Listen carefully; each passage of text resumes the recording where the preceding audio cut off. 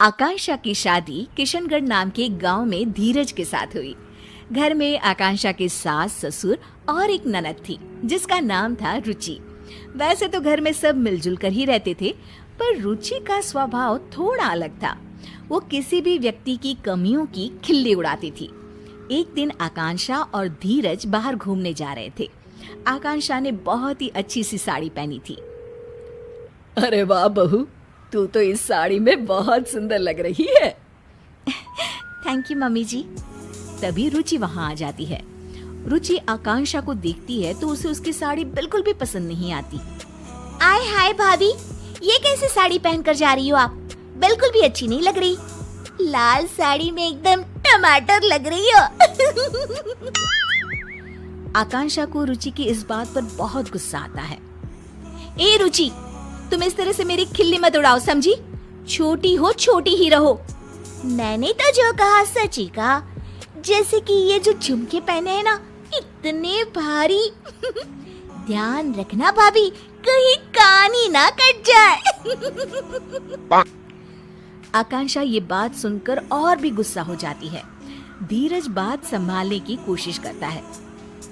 चलो आकांक्षा, फिल्म के लिए लेट हो रहा है। मुझे नहीं जाना कोई फिल्म देखने। आकांक्षा नाराज होकर अपने कमरे में चली जाती है। उसके जाने के बाद सब रुचि को डांटते हैं। रुचि, तुम्हें बिल्कुल भी तमीज नहीं है कि किससे क्या बात करनी चाहिए। बस हर किसी का मजाक उड़ाती रहती हो। मैंने क्या कहा भैया? मुझे तो सच में भाभी के कपड़ों पर हंसी आई। फिल्म देखने से ज्यादा लग रहा था जैसे किसी शादी में जा रही थी।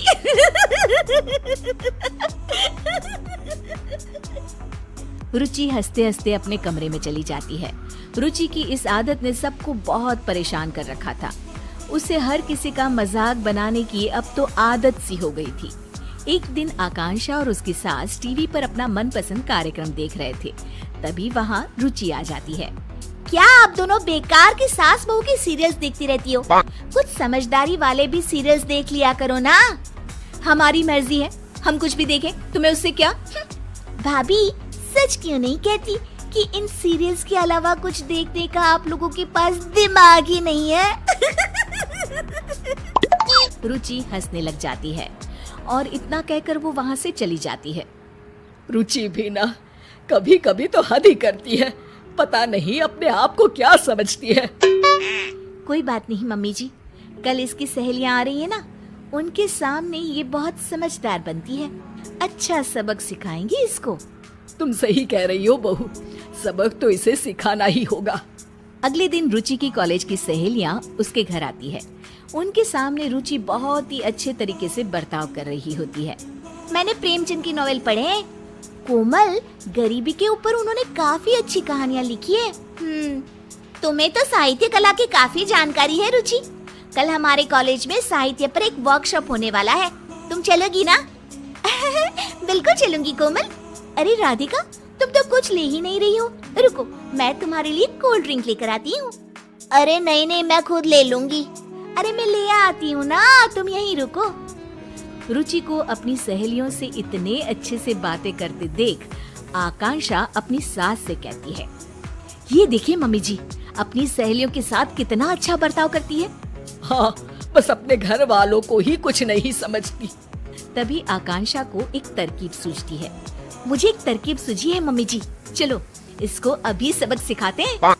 अच्छा, चल चल बहू। आकांक्षा सबके लिए नाश्ता लगा रही होती है और जानबूझकर हर चीज को मिला देती है। कोल्ड ड्रिंक को कप में डाल देती है। तभी वहाँ रुचि आती है और रुचि खाने का ऐसा इंतजाम देखकर गुस्सा हो जाती है। अरे भाभी, आप भी ना एकदम गवार की गवार हो। कोल्ड ड्रिंक कप पे कौन परोसता है? ओह, मैं अभी ठीक कर देती हूँ रुचि। और ये समोसे और चटनी एक साथ क्यों मिला दिया आपने? कितनी पढ़ाई की है आपने भाभी? रुचि की सहेलियां रुचि को ऐसे बातें करते देख दंग रह जाती है। अरे रुचि, ये क्या तरीका हुआ अपनी भाभी से बात करने का? रुचि अब आकांक्षा का मजाक उड़ाने लग जाती है। ये देखो, ये कोल्ड ड्रिंक चाय के कप में लेकर आई है। रुचि की सहेलियों को इस बात पर बिल्कुल हंसी नहीं आती। रुचि, हम तुम्हें बहुत अच्छी लड़की समझते थे, पर तुम ऐसी होगी, हमने तो कभी सोचा भी नहीं था। हाँ हाँ, बातें तो इतनी ज्ञानों वाली करती है और अपने बड़ों से कैसे बात करती है, इसमें तो तमीज ही नहीं है।